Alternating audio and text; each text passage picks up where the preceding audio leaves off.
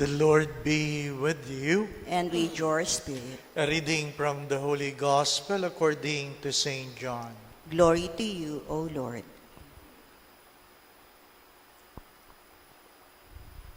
Jesus said to his disciples, "Whoever has my commandments and observes them is the one who loves me. Whoever loves me will be loved by my Father, and I will love him and reveal myself to him." Judas, not the Iscariot, said to him, "Master, then what happened that you will reveal yourself to us and not to the world?" Jesus answered and said to him, "Whoever loves me will keep my word, and my Father will love him, and we will come to him and make our dwelling with him. Whoever does not love me does not keep my words. Yet the word you hear is not mine, but that of the Father who sent me. I have told you this while I am with you. The Advocate, the Holy Spirit, whom the Father will send in my name, he will teach you everything and remind you of all that I told you."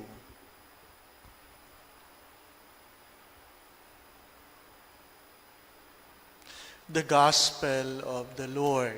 Praise to you, Lord Jesus Christ.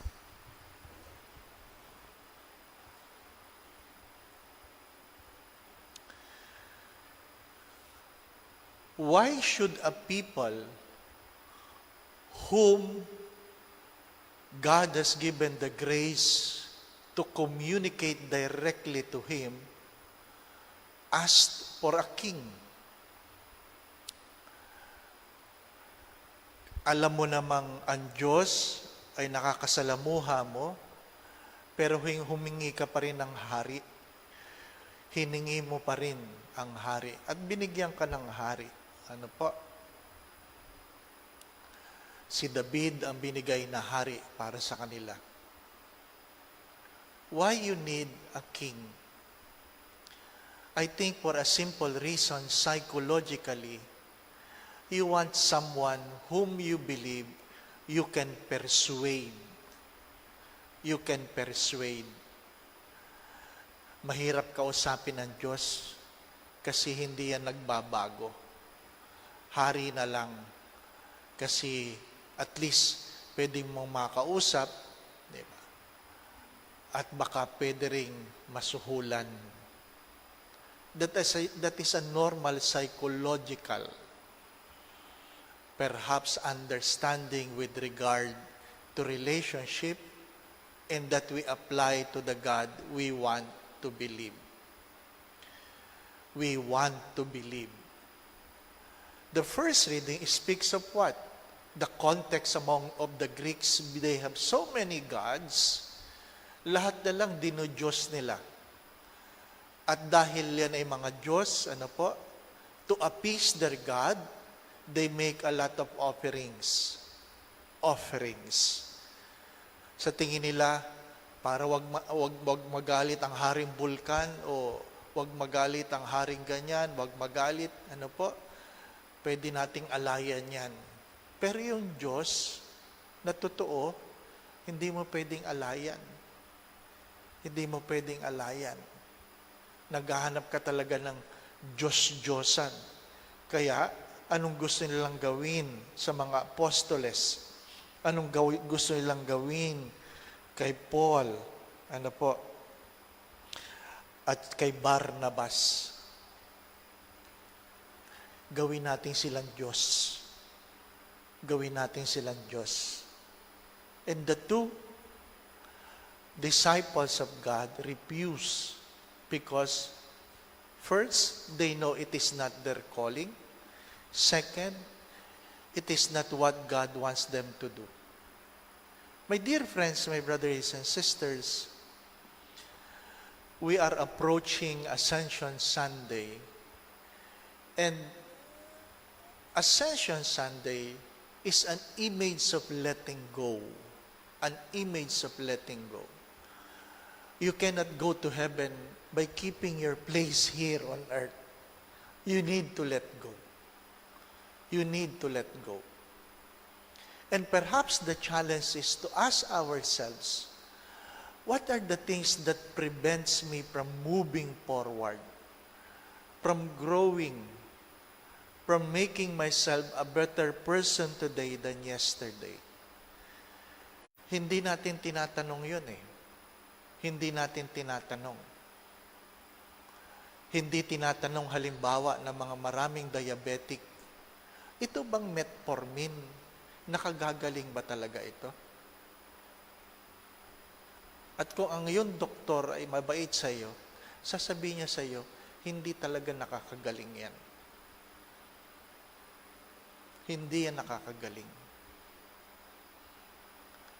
Gamot lang yan para may pagpatuloy mo ang iyong lifestyle na kumain ng bawal.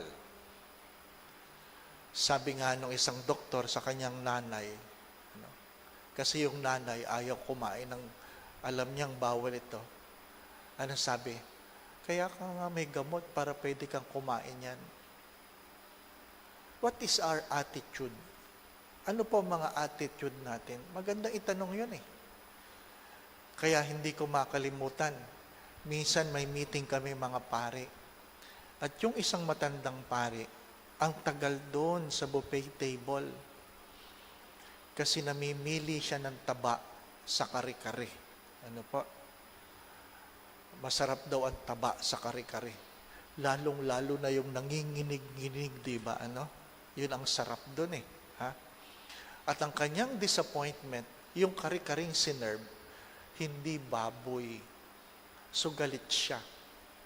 Sinasabihan namin, Monsignor, ano ba ang tagal? Sabi. Biglang nagsabi siya, ano itong kare-karing kinuha? Walang taba. Ano pa? Sabi, kasi bawal. Bawal. Ang sagot ng matandang Monsignor, sabi, aanhin pa ang gamot kung hindi ka rin lang pwedeng kumain ng bawal. Look at that mentality. Aanhin pa ang gamot. Parang sinasabi ng iba, aanhin pa ang kumpisal kung hindi naman ako pwede magkasala. Siyempre, biruan. Biruan, di po ba, At sabi ko lang ay, sa bagay, aanuhin ang kabaong kung walang patay. Aanuhin ang kabaong kung walang patay. Sabi ng matandang Monsignor sa akin, ang sama mo. Sabi ko, bakit? Kayo ang nagsimula eh. What are your mentalities? What are your mentalities? My dear friends, my brothers and sisters, it's good to us what prevents us from growing in our faith. Ano yun? Naniniwala ka sa Diyos, pero ano sinasabi sa Ebanghelyo? Ginagawa mo ba talaga ang kalooban ng Diyos? Marami sa atin ay nagsisimba. Pero, naniniwala tayo sa bilog-bilog pag bagong taon. Hindi po ba? Marami sa atin ang nagsisimba. Pero naniniwala tayo sa kung ano-anong kahayupan, sorry for the words, na binibili nyo. Ay, Year of the Pig, ngayon bili tayo ng baboy. Year of the Rat, ngayon bili tayo ng daga. Pero mga nagsisimba yan. Hindi po ba? Na minsan nag-bless ako ng bahay ng isang masigasig na naglilingkod sa simbahan. Pagpasok mo, ang bumungad sa akin, ang malaking pusang kakaway-kaway. Sabi ko, ano po ito? Taga-welcome? Sabi, dapat daw, Father, ilagay yan sa may pintuan para nagpapasok ng yaman. Sabi ko, yan ang mahirap eh. Yan ang mahirap sa mga nagsisimba at naglilingkod sa Diyos. Ano ang iyong unang bibitawan? It's good to ask ourselves. It's good to ask ourselves. Katulad tayo ng mga taong nakabitin Ha? Nahulog tayo sa bangin, sa dilim ng gabi. Sumisigaw tayo, Lord, Lord, tulungan mo ako, Lord. Tapos sabi ng Diyos, naniniwala ka ba talaga sa akin? Lord, wala na akong ibang pinapaniwalaan kundi ikaw, tulungan mo ako. Sabi ng Diyos, bumitaw ka. Bumitaw ka. Sabi ng mga taong sumisigaw, bumitaw ka kung naniniwala ka sa akin. Bigla niya sinabi, Lord, meron bang ibang Lord dyan? Yun ang malungkot na kwento. Why we choose idols? Baka hindi mo lang sinasabi o hindi mo lang inaalam, meron kang sariling Diyos-Diyosan. Amen.